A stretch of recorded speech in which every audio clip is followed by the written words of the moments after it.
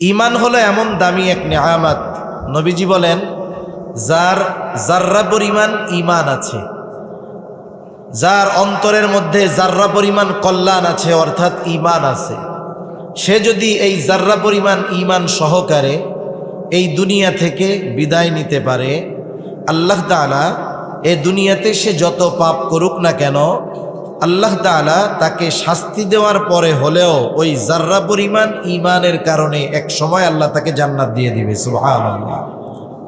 জান্নাতটা কতটুকু হবে? রাসূল আকরাম সাল্লাল্লাহু আলাইহি ওয়াসাল্লাম বলেন, যেই ব্যক্তি সবচাইতে ছোট জান্নাতের মালিক হবে তার জান্নাতের পরিধিও হবে কমপক্ষে এই দুনিয়ার 10 গুণ।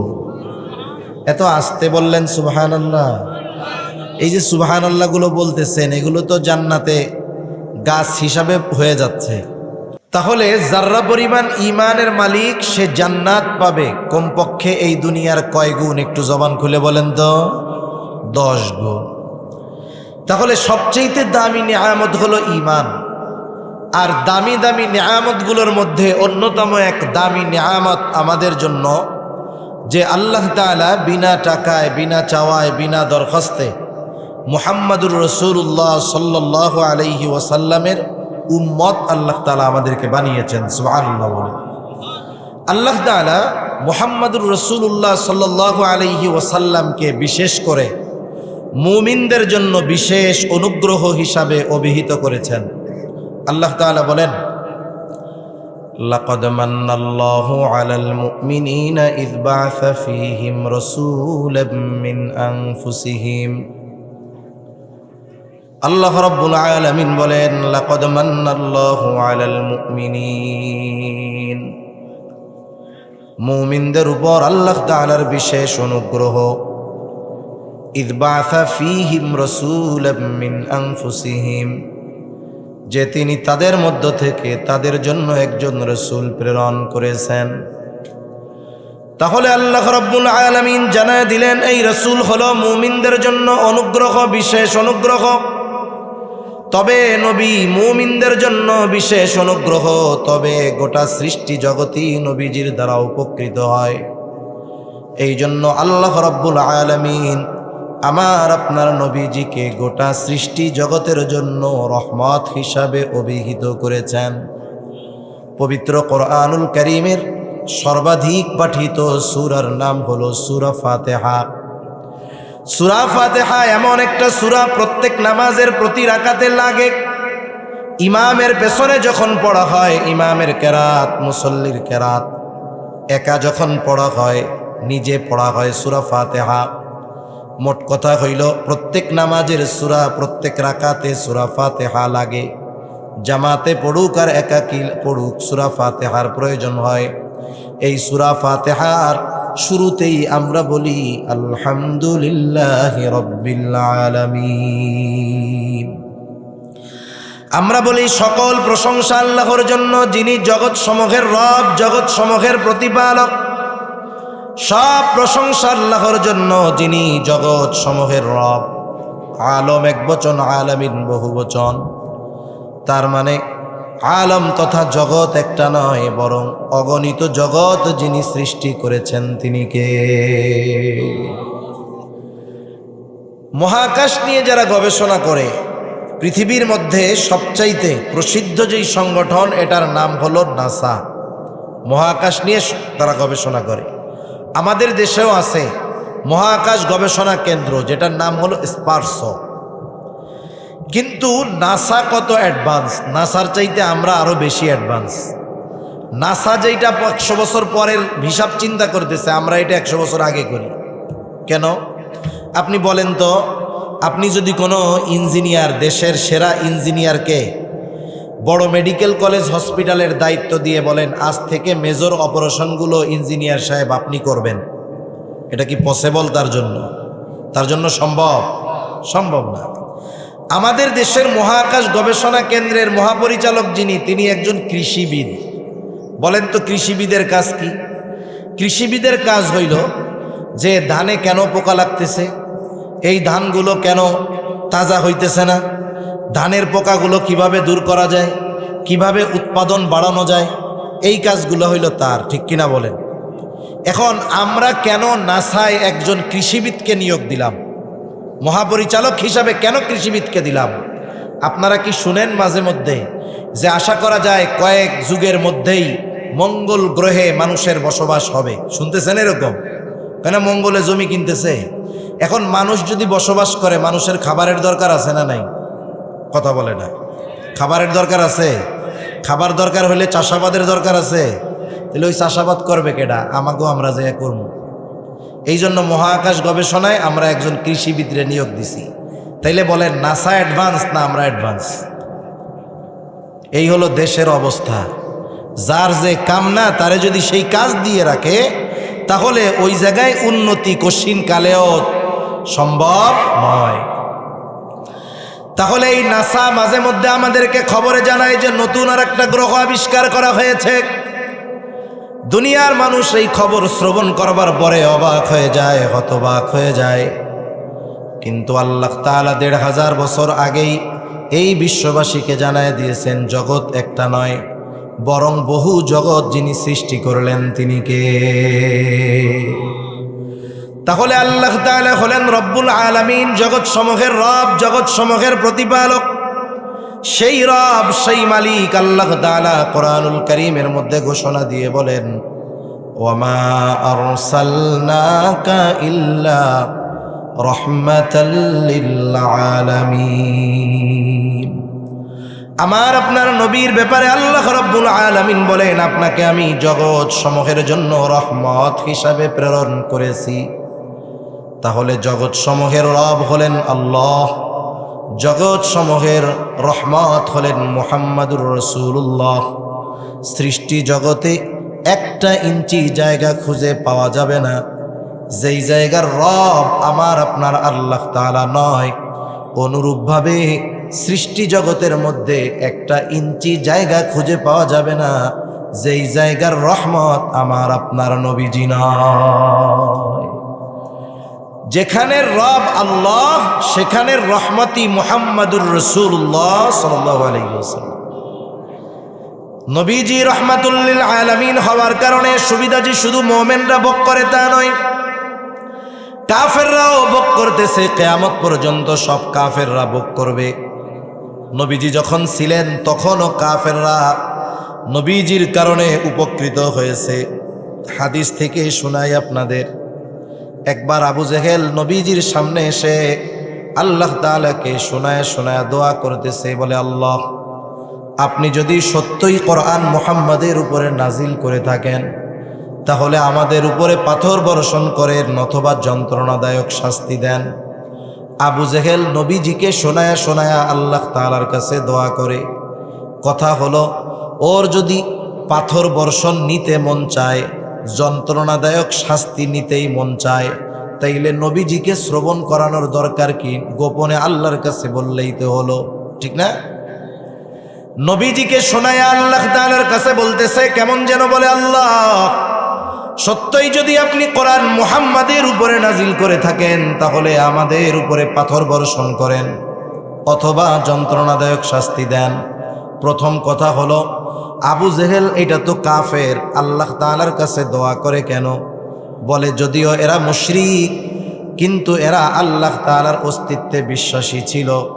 এ কথা আমার নয়, স্বয়ং আল্লাহ তাআলাই কোরআনুল কারীমের মধ্যে বলেন, ওয়ালাইন সাআলতাহুম মান খালাকাস সামাওয়াতি ওয়াল আরদ। আল্লাহ তাআলা বলেন, আপনি যদি মক্কার মুশরিকদেরকে জিজ্ঞাসা করেন মান খালাকাস সামাওয়াতি ওয়াল আরদ, আসমান এবং জমিনের স্রষ্টা কে, আপনি যদি তাদের কাছে জানতে চান, জিজ্ঞাসা করেন, আপনার এই প্রশ্নের জবাবে তারা কি বলবে? আল্লাহ তাআলা দুইটা তাকিদ যোগ করে বলেন, লা ইয়াকুলুন্নাল্লাহ, অবশ্যই অবশ্যই তারা বলবে আসমান এবং জমিনের স্রষ্টা হলেন আল্লাহ। আল্লাহ তাআলা আরেক জায়গায় বলেন, ওয়ালাইন সাআলতাহুম মান নাযালা মিনাস সামাই মাআন ফাআহইয়া বিহিল আরদা। আল্লাহ তাআলা আবু জেহেলের দোয়াও কবুল করেছে। বদরের দিন সকালবেলায় আবু জেহেল আল্লাহ তাআলার কাছে দোয়া করে, বলে, আল্লাহ, আজকের দিনে যারা হকের উপরে আছে, সত্যের উপরে আছে, আপনি তাদেরকে বিজয় দান করেন। নবীজি বলেন আল্লাহ তাআলা আবু জেহেলের দোয়া কবুল করেছেন। বদরের দিন যারা হকের উপরে ছিল, সত্যের উপরে ছিল, আল্লাহ রব্বুল আলামিন তাদেরকেই বিজয় দান করেছে। তাহলে প্রথম বিষয় যে আবু জেহেল আল্লাহ তাআলার কাছে কেন দোয়া করে? কারণ এই মক্কার মুশরিক আবু জেহেল, উতবা, সাইবা এরা আল্লাহর অস্তিত্বে বিশ্বাসী ছিল। এখন দোয়াটা যে করলো, নবীকে শোনায়া করার দরকার কি? কিছু কথা আছে মানুষকে খাটো করার জন্য, কষ্ট দেওয়ার জন্য, শোনা একটু ছোট করার জন্য মানুষকে শোনায়া শোনায়া কিছু কথা বলা হয়।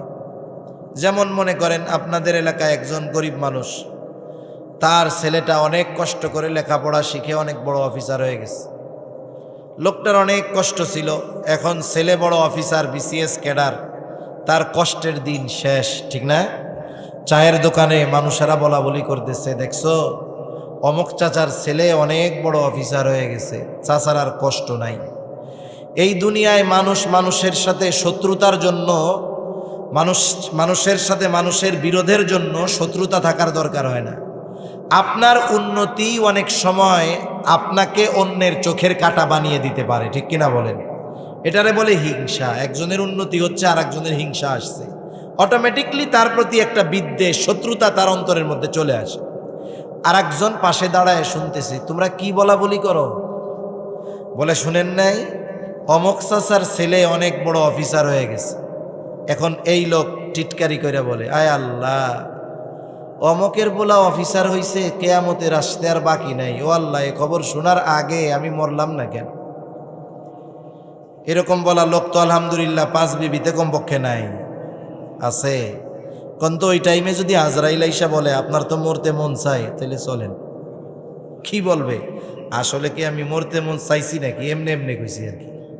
এটা হলো তার ওই লোকটাকে ছোট করা এবং নিজের হিংসার বহিঃপ্রকাশ ঘটানো।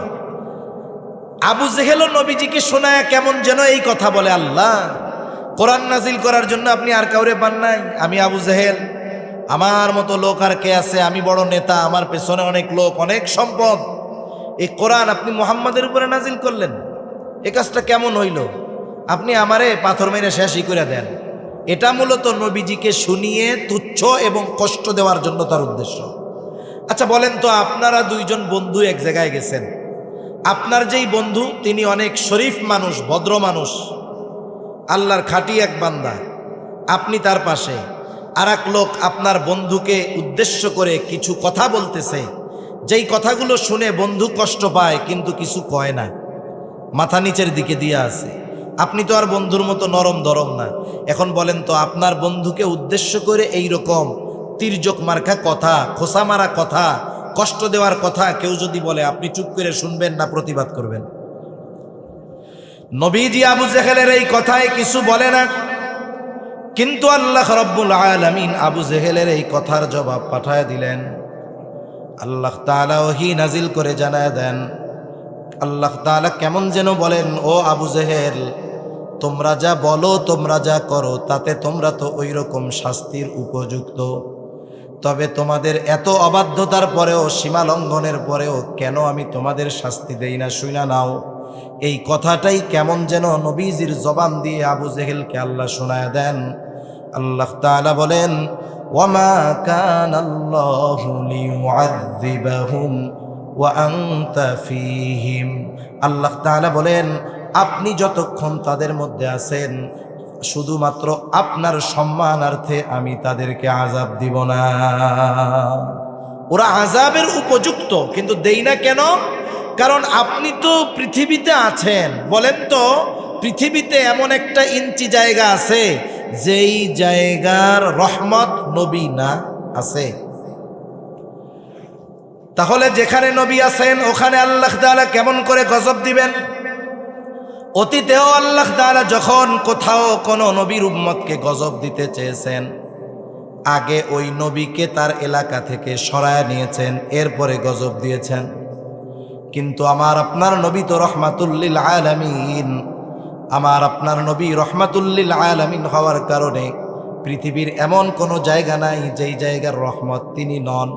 শুধুমাত্র এই কারণে নবীজি বর্তমান, এই কারণে আবু জেহেল উতবা সাহেবা এমন আচরণ করার পরেও শুধুমাত্র নবীজির খাতিরেই আল্লাহ তাআলা তাদেরকে শাস্তি দেন নাই।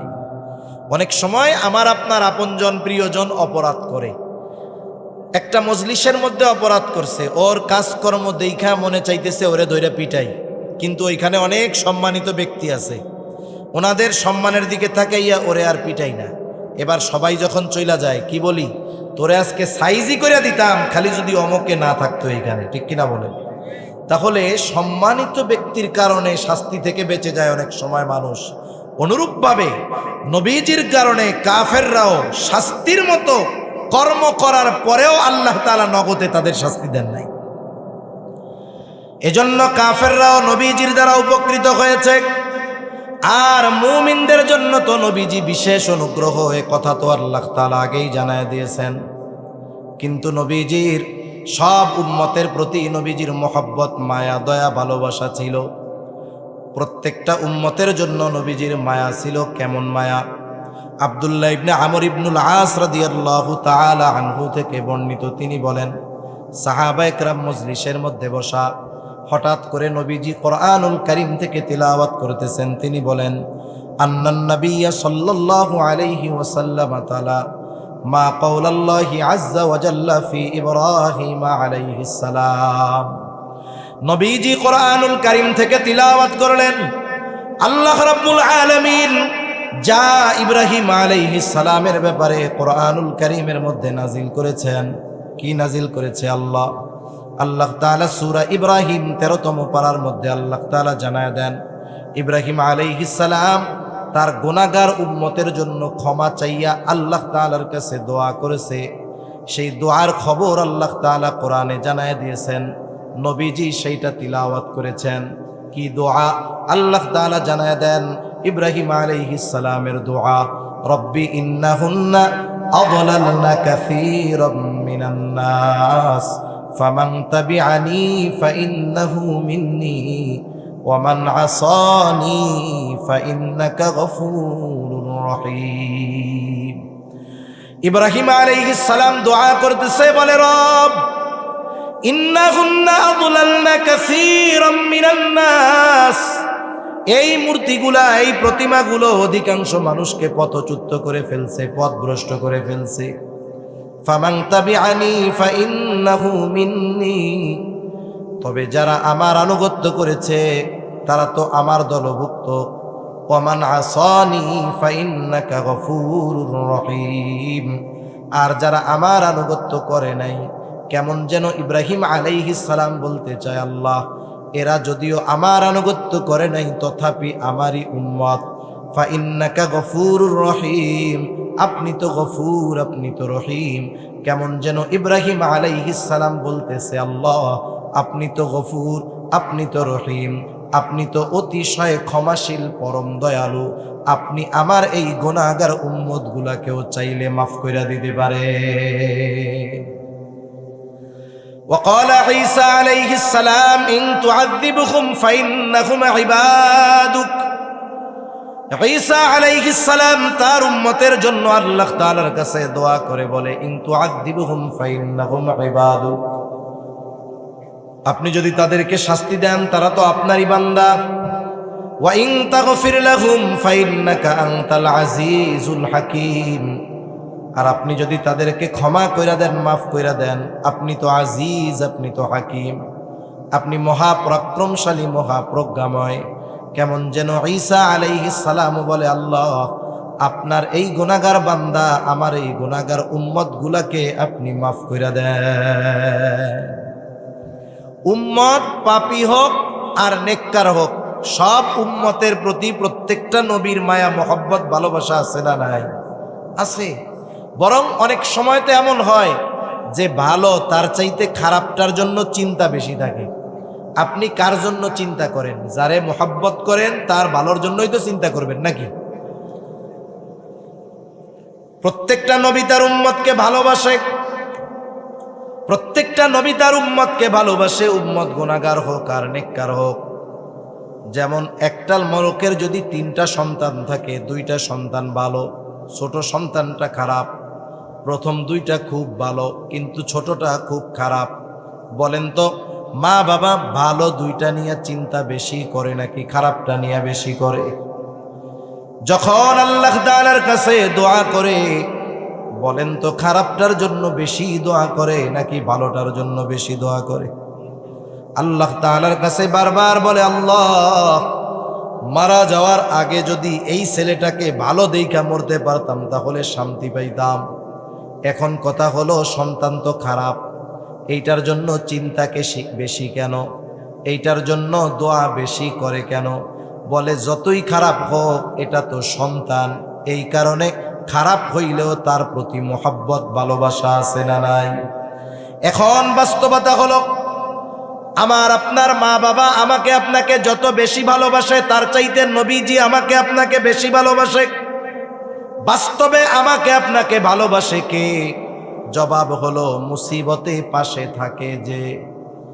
আপনাকে আমাকে ভালোবাসে কিন্তু বিপদের সময় পাশে নাই, এমন ভালোবাসার মানুষের আমাদের দরকার নাই, ঠিক কিনা কন? আল্লাহর কসম করে বলি, এই দুনিয়ার মুসিবত এটা কোনো মুসিবত নয়, আসল মুসিবত হলো কিয়ামতের দিন। ওই দিনের মুসিবত কেমন আল্লাহ তাআলা সূরা আবাসার মধ্যে একটু চিত্র তুলে ধরে বলেন, ইয়াউমা ইয়াফিরুল মারউ মিন আখিহি ওয়া উম্মিহি ওয়া আবিহি ওয়া সাহিবাতিহি ওয়া বানিহি লিকুল্লি ইমরিইম মিনহুম ইয়াউমাইযিন শা'নুন ইউগনি।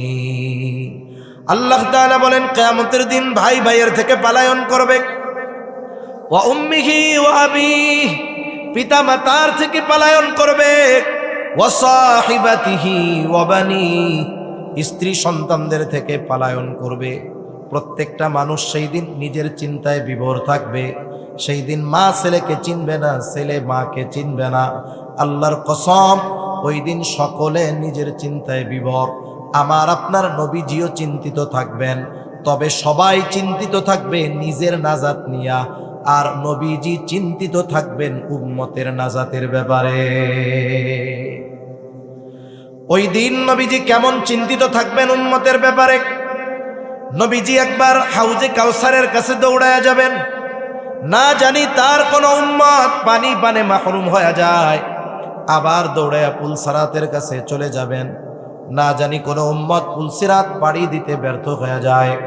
আবার নবীজি চলে যাবেন মিজানের কাছে, না জানি কোন উম্মত ওজনে ধরা পড়ে যায়। আবার চলে যাবেন জাহান্নামের কাছে, না জানি কোন উম্মতকে জাহান্নামে দিয়ে দেওয়া হয়। আবার যখন সুপারিশের দরকার আল্লাহ তাআলার কাছে সে সুপারিশ করবেন, সব নবী জান্নাত অভিমুখে রওনা হয়ে যাবে। জান্নাতের দরজা খোলা হবে না, জিজ্ঞাসা করা হবে কি ব্যাপার, জান্নাতের দরজা খোলো না কেন? বলে যিনি আসলে খোলা হবে তিনি আসেন নাই। কে তিনি? বলে মুহাম্মাদুর রাসূলুল্লাহ। কোথায় তিনি? বলে হাসরের ময়দানে। কি করে? বলে উম্মতের চিন্তায় বিভোর। আমার আপনার নবী ততক্ষণ পর্যন্ত নিজে জান্নাতে প্রবেশ করবে না যতক্ষণ না তার ওই উম্মত যার যাররা পরিমাণ ঈমান আছে এবং ওই ব্যক্তির ব্যাপারে যতক্ষণ না আল্লাহ তাআলার কাছ থেকে জান্নাতের নিশ্চয়তা নবী পাবেন ততক্ষণ নবীজি নিজেই জান্নাতে প্রবেশ করবে না। এখন আপনি বুঝে থাকলে একটু জবাব দেন তো, আমাদের মা বাবা আমাদের বেশি ভালোবাসে না নবী বেশি ভালোবাসে? সন্দেহ আছে? কোনো সন্দেহ নেই। এইবার ওই দুই নবীর উম্মতের ব্যাপারে দোয়া নবীজি তিলাওয়াত করেছেন। স্বাভাবিক বিষয় হলো অনেক সময় কিছু বিষয় আছে আমাদের যেখানে থাকে না, কিন্তু আরেকজনকে করতে দেখলে মনে পড়ে কি পড়ে না? দেখবেন ছোট বাচ্চা নিয়ে আপনি বাজারের দিকে গেছেন, ও কিছু কয় না, হঠাৎ করে সামনে দিয়ে আরেকটা বাচ্চা আসতেছে, হাতের মধ্যে আইসক্রিম। এবারও কি করবে বলেন তো? আপনার জামার সাথে ঝুল দিবে আর বলবে আমারও একটা কিনা দাও, ঠিক কিনা বলেন? একটু আগে কিন্তু মনে ছিল না, আর একজনকে দেখছে এবার তার মনে পড়ে গেছে। যদিও নবীজি সব সময় উম্মতের চিন্তা করেন, কিন্তু এই নবীর দুআ, এই দুই নবীর দুআ তিলাওয়াত করবার পর নবীজির অন্তরের মধ্যে উম্মতের মোহাব্বতের জোশ উঠে গেছে, ঢেউ উঠে গেছে। নবীজি এবার কি করলেন? ফারাফা ইয়াদাইহি ওয়া ক্বালা আল্লাহুম্মা উম্মতি উম্মতি ওয়া বাকা। নবীজি এবার দুই হাত উঁচু করে আল্লাহ তাআলার কাছে কান্না করতেছে, অজর ঝরায় চোখ দিয়ে পানি পড়তেছে, আর শুধু নবীজি বলে আল্লাহুম্মা উম্মতি উম্মতি, আল্লাহ আমার উম্মত আমার উম্মত আমার উম্মত। আর কিছুই নবীজি বলেন না। যদিও নবীজি আর কিছুই বলেন না, কিন্তু নবীজি কি বলতে চায় আল্লাহ তাআলা সেটা জানেন। জানার পরেও তিনি জিবরাইল আলাইহিস সালামকে বলেন, জিবরাইল যাও মুহাম্মাদের কান্নার কারণ জিজ্ঞাসা করো। এইবার জিবরাইল আলাইহিস সালাতু ওয়াস সালাম এসে বলে, আপনার কান্নার কারণ কি? যদিও আপনার মালিক আপনার কান্নার কারণ জানে, এরপরেও আপনার মুখে শুনতে চায়। নবীজি এইবার উম্মতের ব্যাপারে সব কথা প্রাণ খুলে জিবরাইল আলাইহিস সালামের কাছে বললেন। জিবরাইল আলাইহিস সালাম আল্লাহ তাআলার কাছে গিয়ে বলে, তার কান্নার কারণ হলো তার উম্মত। আল্লাহ তাআলা বলে, জিবরাইল যাও মুহাম্মদকে গিয়ে জানায় দাও, আমি অচিরেই তাকে তার উম্মতের ব্যাপারে সন্তুষ্ট করব, তাকে অসন্তুষ্ট করব না। আল্লাহ তাআলার কাছ থেকে নবীজি এই দুনিয়ায় থাকতে উম্মতের ব্যাপারে সব সুবিধা চাইয়া আনছেন। সেই জন্য নবী মেরাজে গেছেন, নিজের কথা বলেন নাই। ওইখানে গিয়েও আল্লাহ তাআলা কাছে গিয়েও নবীজি উম্মতকে বলেন নাই। এটা হলো উম্মতের প্রতি মহব্বত ভালোবাসা থাকার কারণে। শুধু তাই না, নবীজি যখন তার উম্মতের দ্বারা আঘাতপ্রাপ্ত হয়েছেন, নবীজি কখনো আঘাতপ্রাপ্ত হওয়ার পরেও ওই উম্মতের জন্য নবীজি বদদোয়া করেন নাই। এটা মহব্বতের একটা বহির প্রকাশ। নবীজি যখন তায়েফে গেছে, একেবারে পাথর মারতে মারতে নবীজিকে রক্তাক্ত করে ফেলছে। গায়ের পোশাক ভিজে, পা বেয়ে বেয়ে রক্ত পড়ে জুতার মধ্যে ঢুকছে, জুতার মধ্যে রক্ত শুকায়া পা জুতার সাথে আটকে গেছে। সারাদিন দেহ থেকে রক্ত এইভাবে পড়ছে। ক্লান্ত দেহ নিয়া নবীজি এক আঙ্গুর বাগানের পাশে একটু বসে বিশ্রাম নিচ্ছেন। ইতিমধ্যে জিবরাইল আলাইহিস সালাম হাজির। এসে বলে, ইয়া রাসূলুল্লাহ, এই কওম আপনার সাথে কেমন আচরণ করেছে আপনার মালিক সব দেখছে। আমার সাথে নতুন একজন ফেরেশতা এসেছে যে আগে পরে আসে নাই। এইবার নবীজি বলেন, ওই নতুন ফেরেশতা আমার কাছে এসে আমাকে সালাম দিল। সালাম দিয়ে বলে, ইয়া রাসূলুল্লাহ, এই কওম আপনার সাথে কেমন আচরণ করেছে আপনার মালিক সব জানেন। আমাকে পাঠিয়েছেন আপনার আদেশ পালন করার জন্য। আপনি যদি আমাকে আদেশ দেন, দুই পাহাড় দিয়ে এদেরকে পিষিয়ে দেওয়া হবে, নিশ্চিহ্ন হয়ে যাবে, কোনো অস্তিত্ব থাকবে না, জনবসতি ছিল কেউ জানতে পারবে না। একটু চিন্তা করেন, আমরা হইলে কি করতাম? আমরা তো প্রতিশোধ পরায়ণ। কেউ যদি 20 বছর আগে আমার দিকে চোখ রাঙায়া আমাকে একটা কথা বলে থাকে, 20 বছর পরে যদি আমি ক্ষমতা পাই, চিন্তা করি ওই 20 বছর আগের চোখ রাঙানোর প্রতিশোধ আমাকে নিতে হবে। এতটা প্রতিশোধ পরায়ণ আমরা। আমাদের এক হুজুর বলতো, আমাদের কাছে আইসা যদি কোনো জিন আইসা বলে যে আপনার মনের একটা আশাই পূরণ হবে। কি আশা? বলে, আপনি যাদের উপরে প্রতিশোধ নিতে চান তাদের নাম দেন, তাদের প্রতিশোধ নেওয়া হবে। তাইলে 50-60 লম্বা তালিকা হয়ে যাবে আমাদের, যে ওরে একটু সাইজ করে দিয়েন, ওরে হালকা, ওরে খালি ঠ্যাংটা ভাঙবেন, ওর খালি হাতটা ভাঙলেই চলবে, ওর চোখ একটা উঠাইলেই হবে, আর কিছু লাগবে না। আমাদের প্রতিশোধের তালিকা অনেক লম্বা হয়ে যেত। কিন্তু যারা নবীজিকে রক্তাক্ত করে ফেলছে, এখনো রক্ত পরিপূর্ণ শুকায়া যায় নাই, তাদের ব্যাপারে নবীজির প্রতিশোধের সুযোগ ফেরেশতা বলতেছে, আদেশ দেন, দুই পাহাড় দিয়ে একবারে পিষে দিব এদেরকে। নবীজি কি করলেন? আরাম করে একটু শুয়েছিলেন, নবীজি আবার উঠে বসলেন। ফেরেশতার এই কথার জবাবে নবীজি বলেন, বাল আরজু আন ইয়াখরুজাল্লাহু মিন আসলাবিহিম মান ইয়াবুদুল্লাহা ওয়াহদাহু ওয়া লা ইউশরিকু বিহি শাইআ। কেমন যেন নবীজি বলতেছেন, তুমি তো আমাকে বলতেছো আদেশ দেন, দুই পাহাড় দিয়ে এদেরকে পিষে শেষ করে দেই। শুনে নাও, এই মানুষগুলোর ব্যাপারে আমি আল্লাহ তাআলার কাছে এই আশা পোষণ করি যে আল্লাহ তাআলা এদের মধ্য থেকে এমন এক সম্প্রদায় বের করবে যারা এক আল্লাহর ইবাদত করবে তার সাথে কারো শরীক করবে না। ওদের কি হবে সেটা জানি না, কিন্তু আশা করি আল্লাহ তাআলা ওদের মধ্য থেকে এমন মানুষ বের করবে। নবীজি এর দ্বারা কি বুঝাইলেন? যেই উম্মত দুনিয়ায় আসে নাই তার প্রতিও ভালোবাসার নিদর্শন নবীজি দেখায় গেছেন, ঠিক কিনা বল? সাহাবা একরাম সাথে নবীজি একদিন পথ চলতেছেন, হঠাৎ করে নবীজি বলেন, আমার ভাইদেরকে দেখতে মন চায়। সাহাবা একরাম বলে, ইয়া রাসূলুল্লাহ, আমরা কি আপনার ভাই নই? নবীজি বলেন, না, তোমরা হইলা আমার সাথী। আপনার ভাই তারা আবার কারা? বলে, আমার পরে আমাকে না দেখে যারা ঈমান আনবে তারাই হলো আমার ভাই। কিয়ামত পর্যন্ত প্রত্যেকটা উম্মতের প্রতি ভালোবাসার খবর নবীজি দিয়ে গেছেন, ঠিক কিনা বলে? একের পর এক লম্বা সময় বলা যাবে উম্মতের প্রতি নবীজির কেমন ভালোবাসা। তবে অনেক সময় আছে হাজার মানুষের কথার চাইতে একজনের কথার দাম অনেক, ঠিক কিনা বলেন? নবীজি আমাদের কেমন ভালোবাসেন স্বয়ং আল্লাহ তাআলা কোরআনুল কারীমের মধ্যে জানায় দেন। আল্লাহ তাআলা বলেন, লাকাদ জাআকুম রাসূলুম মিন আনফুসিকুম আজিজুন আলাইহি মা আনিতুম হারিসুন আলাইকুম বিল মুমিনিনা রাউফুর রহিম। আল্লাহ তাআলা বলেন, লাকাদ জাআকুম রাসূলুম মিন আনফুসিকুম, তোমাদের মধ্য থেকে তোমাদের জন্য এমন একজন রসুলের আগমন ঘটেছে, এমন একজন রসুল এসেছে। কেমন সেই রসুল? বলে, আজিজুন আলাইহি মা আনিতুম, তোমাদের জন্য যেটা কষ্টদায়ক সেটা তার জন্য কষ্টের। এটাকে বলা হয় সমব্যথী। তার মানে উম্মতের ব্যথায় নবীজি ব্যথিত হন। দেখবেন যার সাথে যার যত বেশি মহব্বত, তার কষ্ট তাকেও অন্য কেউ কষ্ট দেয়, ঠিক কিনা বলেন?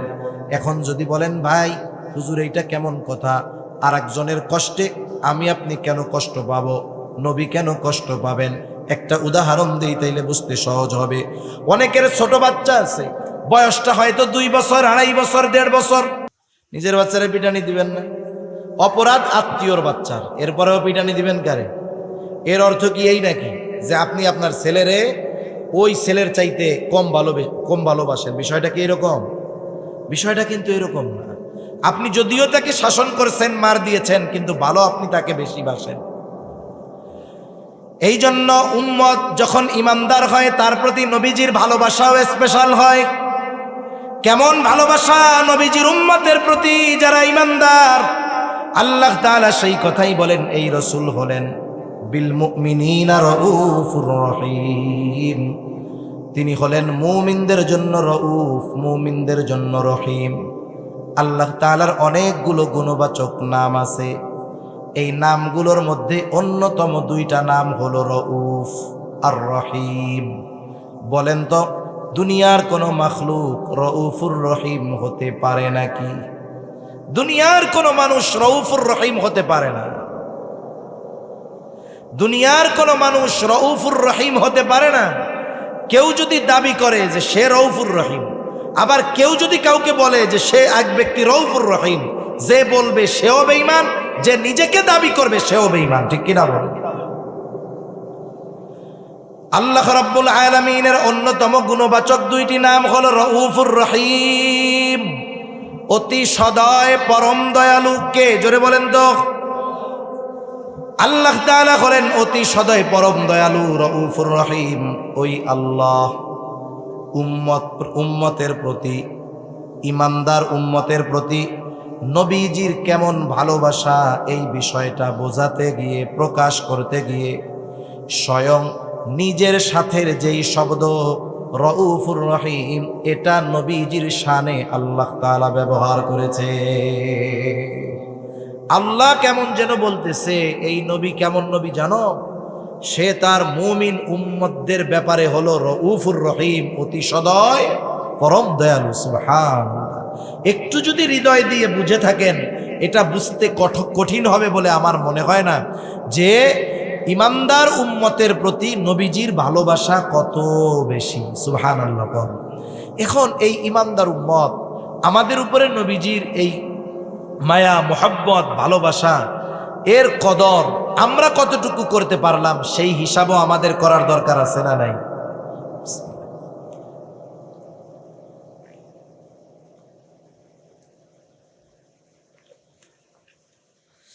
আপনাকে যে ভালোবাসে আপনি নিঃসন্দেহে তার জন্য অগ্রসর হবেন, তার বিপদে পাশে দাঁড়াবেন, তার কল্যাণকামী হবেন। নবীজি তো আমাদেরকে আমাদের জীবনের চাইতে বেশি ভালোবাসে। আমি আপনি আমার আপনার নাজাতের ব্যাপারে যতটা না চিন্তিত, তার চাইতে নবীজি আমাদের নাজাতের ব্যাপারে বেশি চিন্তিত, ঠিক কিনা? সেই নবীর প্রতি আমাদের মোহাব্বত, ভালোবাসাও সর্বোচ্চ হওয়ার দরকার। যিনি আমাকে আমার জীবনের চাইতে বেশি ভালোবাসেন, আমাকেও তাকে আমার জীবনের চাইতে বেশি ভালোবাসতে হবে। নবীজিকে ভালোবাসা এটা মুমিনের ঈমান। নবীজিকে ভালোবাসা ব্যতীত কেউ ঈমানদার হতে পারবে না। এই জন্য নবীজিও বলেন, লা ইউমিনু আহাদুকুম হাত্তা আকুনা আহাব্বা ইলাইহি মিন ওয়ালিদিহি ওয়া ওয়ালাদিহি ওয়ান নাসি আজমাইন। নবীজি বলেন, তোমাদের মধ্যে কেউ ততক্ষণ পর্যন্ত মুমিন হতে পারবে না যতক্ষণ না সে তার পিতা মাতা, সন্তান সন্ততি, এক কথায় সকলের চাইতে আমি নবীকে বেশি ভালোবাসবে। তাহলে আমাকে আপনাকে সবচাইতে বেশি ভালোবাসতে হবে নবীকে। এটা হলো মুমিনের ঈমানের দাবি। এখন কথা হলো, নবীজিকে কেমন করে ভালোবাসবো?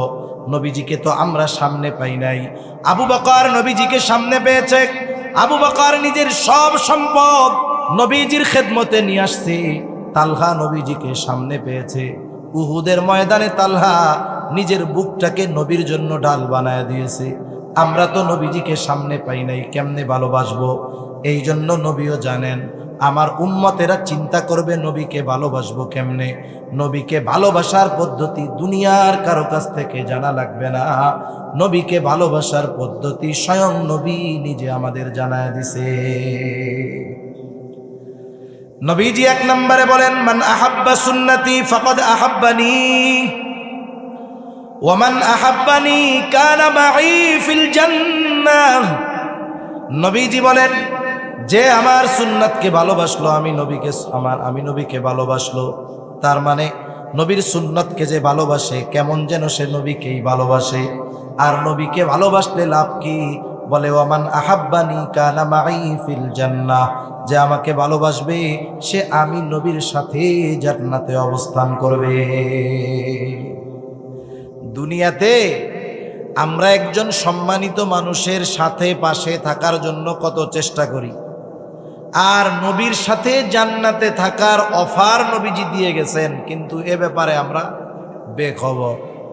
এ ব্যাপারে আমাদের কোনো আগ্রহ নাই কেমন যেন। অথচ নবীজির সাথে থাকার খবর শুনে সাহাবা ইকরাম কেমন খুশি হয়েছে। হযরত আনাস রাদিয়াল্লাহু তাআলা আনহু থেকে বর্ণিত হাদিস, তিনি বলেন, একজন গ্রাম্য সাহাবী নবীজিকে এসে জিজ্ঞাসা করতেছে, ইয়া রাসূলুল্লাহ মাতা সাআহ, হে আল্লাহর রাসূল, কিয়ামত কখন হবে? এই সাহাবীর বলার ভাবটা মনে হয় এরকম ছিল যে সে কিয়ামতের জন্য প্রস্তুত, কিন্তু কিয়ামত আসতেছে না, ভাবটা কেমন যেন এরকম। এই জন্য নবী পাল্টা তাকে প্রশ্ন করলেন, মা আদাত্তালাহা, তুমি কিয়ামতের জন্য কি পাথেয় সংগ্রহ করেছ? লোকটার সহজ সরল জবাব, আমি আল্লাহ এবং তার রাসূলকে ভালোবাসি। নবীজি আবার জবাবে বললেন, আল মারউ মা মান আহাব্বা, যে যাকে মোহাব্বত করে তার সাথে অবস্থান করবে। এই জবাব শুনে লোকটা বাড়ির দিকে হাঁটা দিল। চিন্তা করেন, প্রশ্ন ছিল কি, শেষ জবাবটা হইল কি? প্রশ্ন শুরু হইছে কিয়ামত কখন হবে, আর জবাব হইল যে যাকে মোহাব্বত করে তার সাথে অবস্থান করবে। তার মানে প্রশ্নকারীরও অন্য কিছু জানার উদ্দেশ্য ছিল। অনেক সময় জানার উদ্দেশ্য একটা, কিন্তু প্রশ্ন করে আর একটা। তা যাই হোক, হযরত আনাস রাদিয়াল্লাহু তাআলা আনহু বলেন, নবীজির মুখে এই কথা শুনে আমরা এতটা খুশি হয়েছি যে ইসলাম গ্রহণের পরে আর কোনো কথায় আমরা এতটা খুশি হই নাই। তাহলে নবীর সাথে জান্নাতে থাকার অফার আছে যদি নবীর সুন্নাতকে মোহাব্বত করি। এখন কথা হলো, নবীর সাথে যদি থাকতে হয় আগে জান্নাতে যাইতে হবে। জান্নাতে তো যাইতে হবে, এরপরে না সাথে থাকা। জান্নাতে কি আমল করলে যাওয়া যাবে? নবীজি সেটাও জানায় দিয়ে বলেন, নবীজি বলেন কুল্লু উম্মতি ইয়াদখুলুনাল জান্নাতা ইল্লা মান আবা। নবী বলেন আমার সব উম্মত জান্নাতে প্রবেশ করবে, আবা উম্মত ছাড়া। প্রশ্ন করা হলো আবা উম্মত কারা?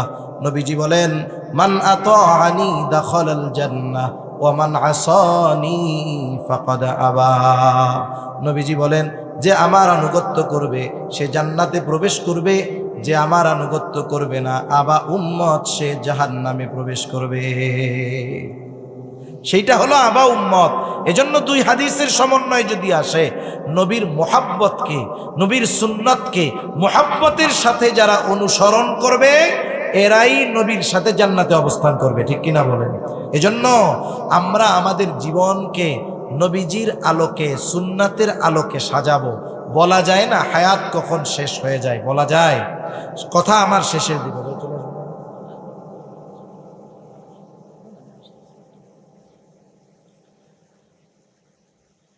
নবীজির সাথে জান্নাতে থাকতে পারা এটা তো বড় সুখবর, এটার চাইতে বড় সুসংবাদ আর কিছুই হতে পারে না। হায়াত কখন শেষ হয়ে যায় বলা যায় না, কোন সময় মৃত্যু চলে আসে বলা যায়।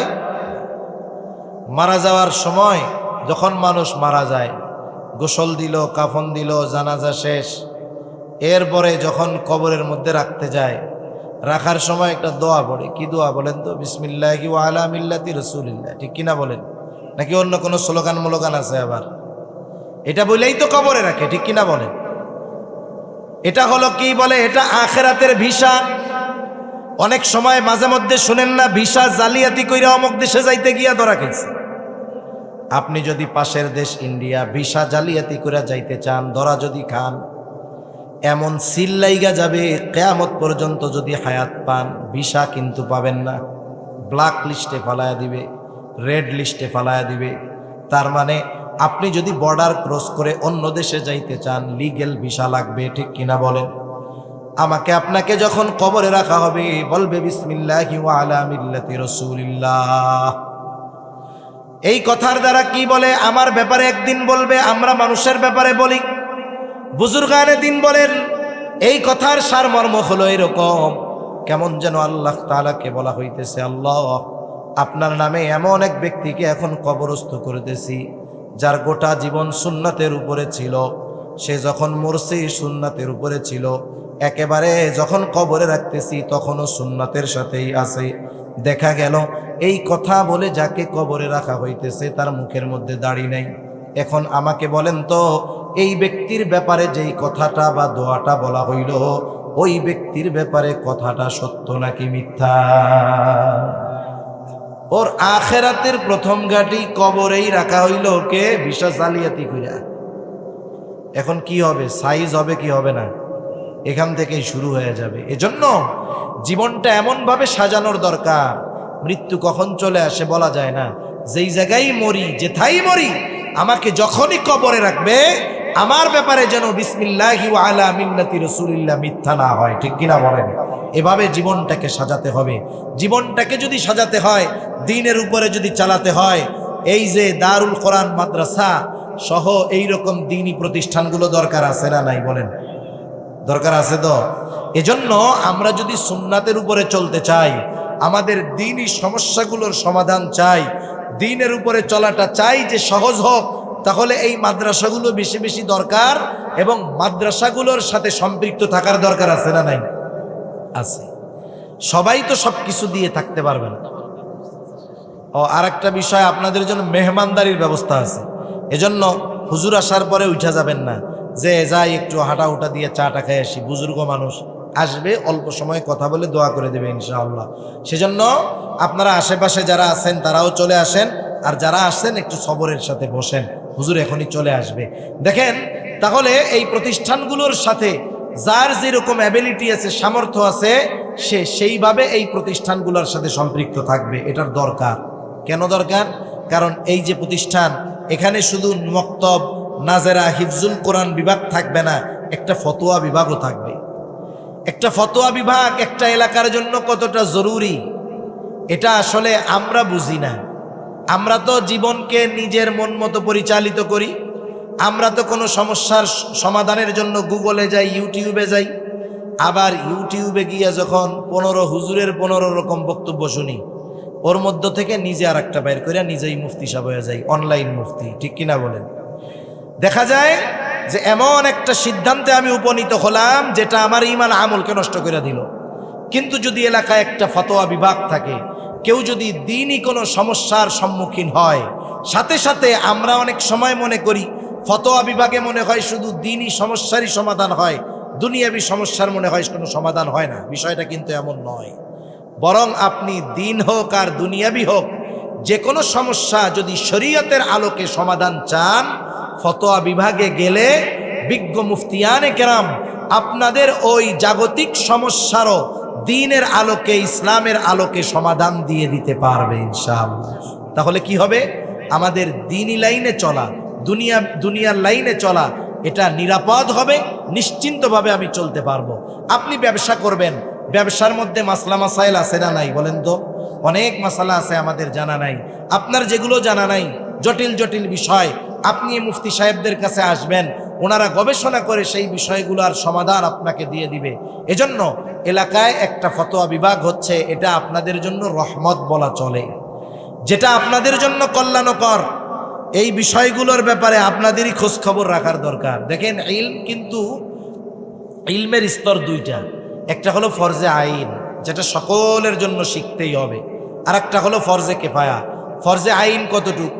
নিজে এবং অধীনস্থদেরকে দ্বীনের উপরে চালানোর জন্য যতটুকু ইলমে দ্বীন দরকার, জরুরতে দ্বীন, এতটুকু শেখা প্রত্যেকটা মুমিন নর নারীর উপরে কি বলেন তো? ফরজ। ওইটা যদি আপনি না শিখেন, আপনি ব্যক্তিগতভাবে গুনাহগার হবেন। আমি যদি না শিখি, আমি ব্যক্তিগতভাবে গুনাহগার হব। এই ক্ষেত্রে আমার গুনাহ আর একজনের কাঁধে যাবে না। এটা হলো ফরজে আইন। আর একটা হলো ফরজে কেফায়া। ফরজে কেফায়া বলতে আমরা কি বুঝি? সহজ উদাহরণ, ধরেন জানাজার নামাজ। আপনার এলাকায় একজন লোক মারা গেছে, এখন কয়েকজন মানুষ যদি এই ব্যক্তির দাফন কাফন সব কমপ্লিট করে, তাহলে সকলের পক্ষ থেকে দায়িত্ব আদায় হয়ে যাবে। কিন্তু কেউ যদি না করে, ফালায় রাখে, সবার কি হবে? সবার গুনাহ হবে। তার মানে যেই কয়জন জানাজা পড়লো, মাইয়াতের দাফন কাফন করে দিল, তারা অবশ্যই ওই এলাকার অন্যান্য মানুষদের কল্যাণকামী। ঠিক কিনা বলেন? উপকার করছে না ক্ষতি করছে? কোন? উচ্চতর দ্বীনি শিক্ষা অর্জন করা, এটা অবশ্যই ফরজে কেফায়া। তবে এটা যদি এলাকার কেউ না করে, তাহলে সকলে ক্ষতিগ্রস্ত হবে। কিন্তু যারা করেছে, করানোর ব্যবস্থা করেছে, এরা এলাকার প্রত্যেকটা মানুষের উপকার করতেছে। ঠিক কিনা বলেন? আপনি হয়তো মুফতি না, আপনার ছেলে মুফতি না, আপনি আলেম না, জরুরতে দ্বীন শিখছেন, কিন্তু একজন উচ্চ শিক্ষায় শিক্ষিত আলেম দরকার, দ্বীনি প্রতিষ্ঠান দরকার, আগামী প্রজন্মকে ওই ধরনের শিক্ষিত করার দরকার। এই জন্য তো ফতোয়া বিভাগের প্রয়োজন। এখানে হয়তো